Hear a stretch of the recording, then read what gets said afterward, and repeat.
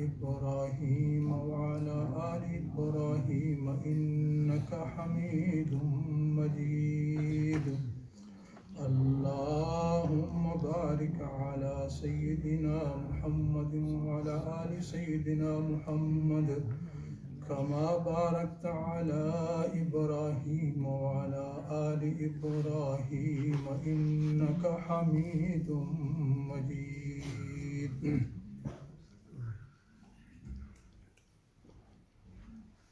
Before I start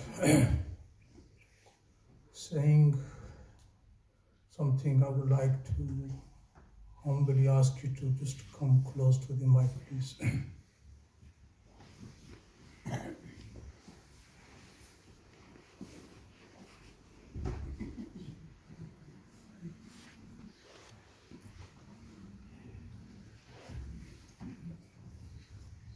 My respected young brothers, my elders, and those of you who have come from another city or town. We are sitting in this circle of tafsir, which takes place every Sunday. Myself and Maulana. The undergoing tafsir at the moment is tafsir of Surah Yusuf. But today, at this very moment, in this gathering, I've shifted from that tafsir to another verse of Surah Al Imran. The reason is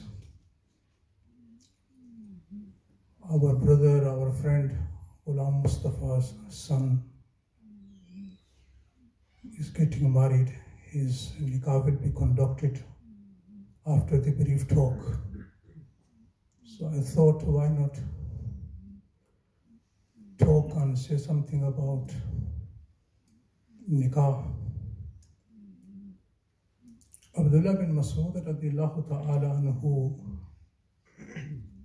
mentions that Prophet sallallahu alayhi wasallam taught us the sermon and the khutbah of nikah.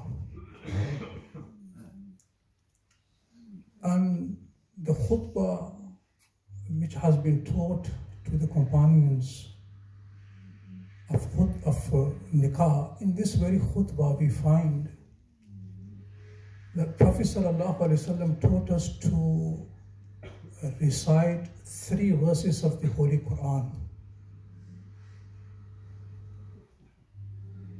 And when we look at these 3 verses, what we find that in these 3 verses, one thing is mentioned,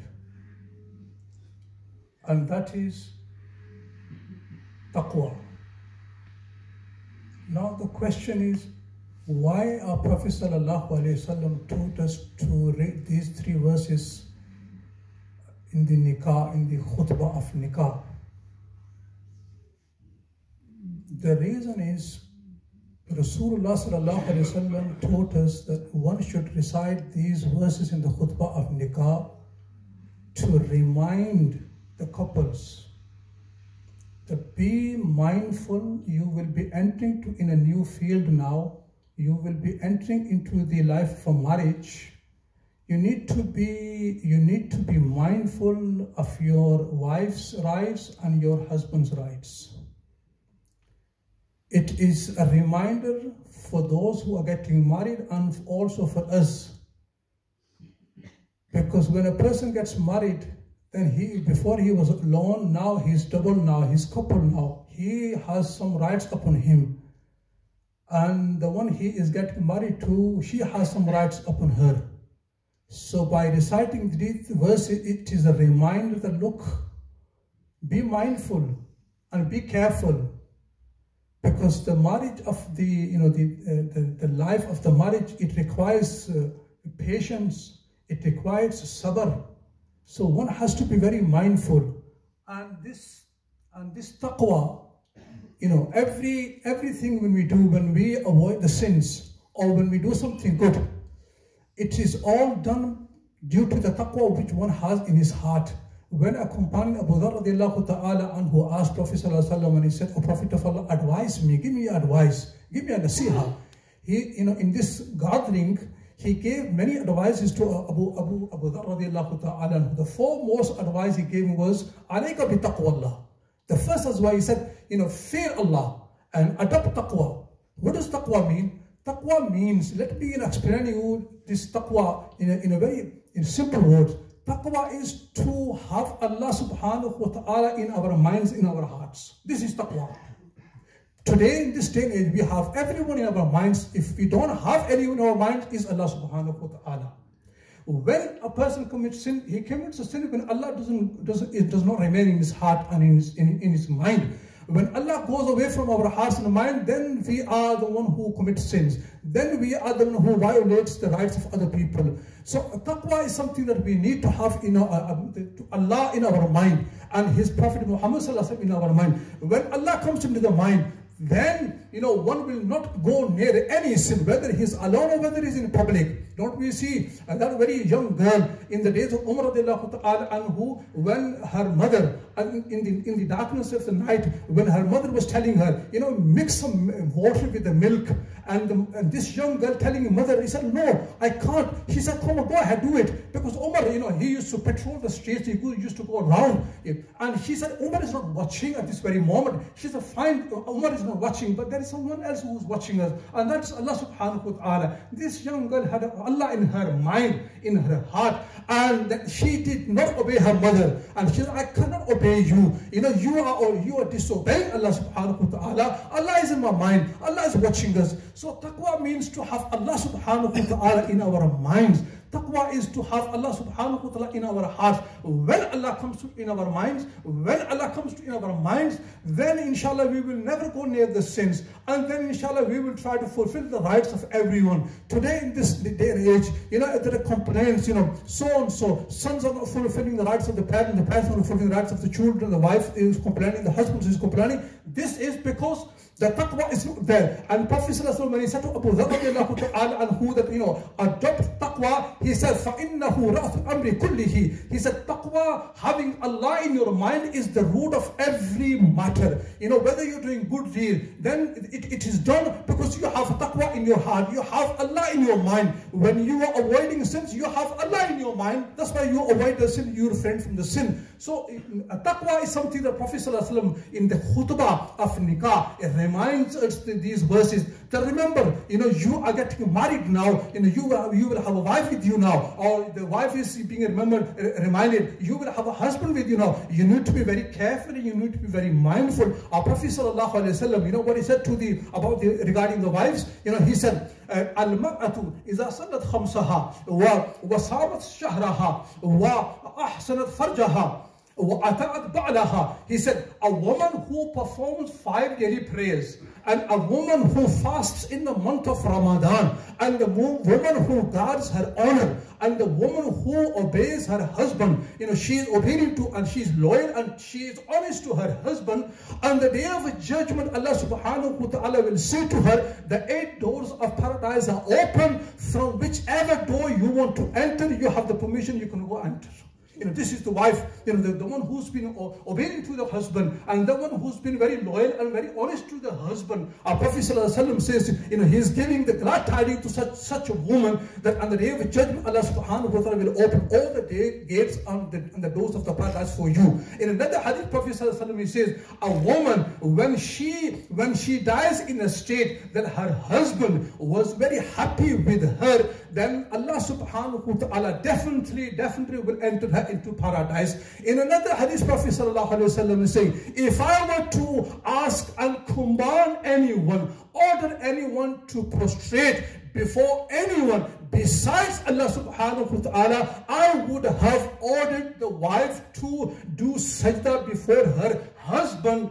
Now, just to imagine this hadith of Prophet ﷺ, what does this hadith mean? It means when a woman gets married to a man, when she enters the life of marriage, then after the right of Allah subhanahu wa ta'ala, the greatest claim and the greatest right of a woman is the right of her husband. It is her husband's right that she should obey her and she should be loyal to her. She should be very honest to her. This hadith about a few days, about 2 weeks ago, I was just coming to masjid and this person just, he approaches me and he asked me some question and he, in the conversation, we just ended up saying, I just mentioned this hadith to him. And this hadith, the Prophet said, if I were ordered to anyone to do sajda before anyone, I would have asked a woman to do sajda to your husband. This man, he said to me, he said, Maulana Sahib, you know what? Prophet sallallahu alaihi wasallam, whatever he has said, no doubt in this. But if he had ordered the woman to do sajda before their husband, because I can tell you, the women of this day and age, they still would not have done any sajda to their husbands. And I was thinking, this money that, she's giving her heart, tough time. That's why, he's saying that, Maulana Sahib, whether if he had given this, the order, if he had commanded the woman to do sajda, this day and age, the woman still would have done any sajda to her husband. So, this is, our Prophet sallallahu alaihi wasallam, giving a glad tidings to a woman that who has been loyal and who has been honest to her husband, and Allah subhanahu wa ta'ala on the day of judgment will be very pleased with her. Now let's move to the other side now. What about the husbands? Don't think only you have the rights. The woman, the wife, she has some rights as well. Today we have forgotten one another's rights. And I think I have the rights. I think my children should give me all the rights. They should respect me and they should obey me. I think I'm teacher in the masjid and in the madrasa. I have right upon my students. But I forgot the students, they have rights, and I have forgotten that my children have some rights as well. Husband thinks he has all the rights. He has forgotten the wife, she has some rights as well. And the wife thinks she has some rights, and she has forgotten her husband. They have rights of one another, for each other. One should be mindful of for the rights of each other. But today, what happened? We are selfish now. I think I have all the rights. I forget everyone. A husband forgets his wife forgets the husband, the ustad forgets the children and the students, and this is happening everywhere. Because of this, all this disturbance is taking place. So Allah subhanahu wa ta'ala, if you open the Quran, you will find many hundreds of verses in which Allah subhanahu wa ta'ala alerting us and commanding us, be mindful of the duties of Allah subhanahu wa ta'ala. Be mindful of the right of your children. Be mindful of the right of your husband. All these things are mentioned in the Quran. Allah subhanahu wa ta'ala is alerting us. Allah subhanahu wa ta'ala in the Quran is reminding us. And when we look at the hadith of Prophet sallallahu alaihi wasallam, Prophet sallallahu alaihi wasallam in many hadiths, the husbands, he has addressed the husband. In one hadith, Prophet sallallahu alaihi wasallam, he says in the Hajj of Al-Wida, the farewell Hajj of Rasulullah, you know what he said? He said, Ittaqullaha fin nisa. He said, fear Allah. He said, fear Allah concerning your wives. Then he said, Innakum ahajtumuhunna bi amanillah. You have taken them in your marriage with the security of Allah subhanahu wa ta'ala. Wastahlaltum furujahunna. They have been made lawful, halal for you by the command of Allah subhanahu wa ta'ala. Allah has commanded, Allah has given us a permission. So therefore, through the nikah, they have become halal for you. They are lawful for you now. Now you need to be careful, and you do need to be very mindful. They are your wife now. They have come to you now. Now it is your duty to look after her. It is your duty to fulfill her rights. Now this hadith, gives a great honor, to a woman. That a woman, when she comes to someone's marriage, she is under the protection of Allah subhanahu wa ta'ala. If any husband is cruel to her wife, if any husband is not good to her wife, then he is violating the right of Allah subhanahu wa ta'ala, the protection of Allah subhanahu wa ta'ala. So therefore, the husband should be very mindful, with regards to the right of her wife.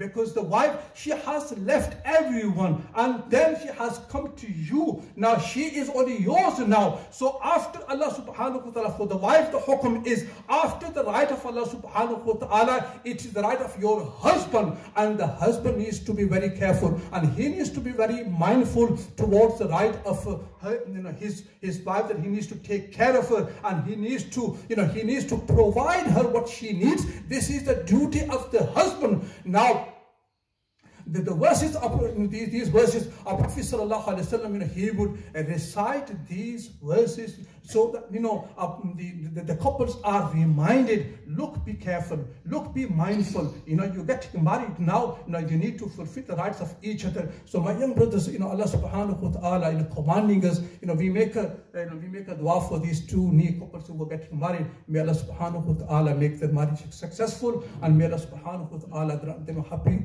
life. Now inshallah the nikah will be conducted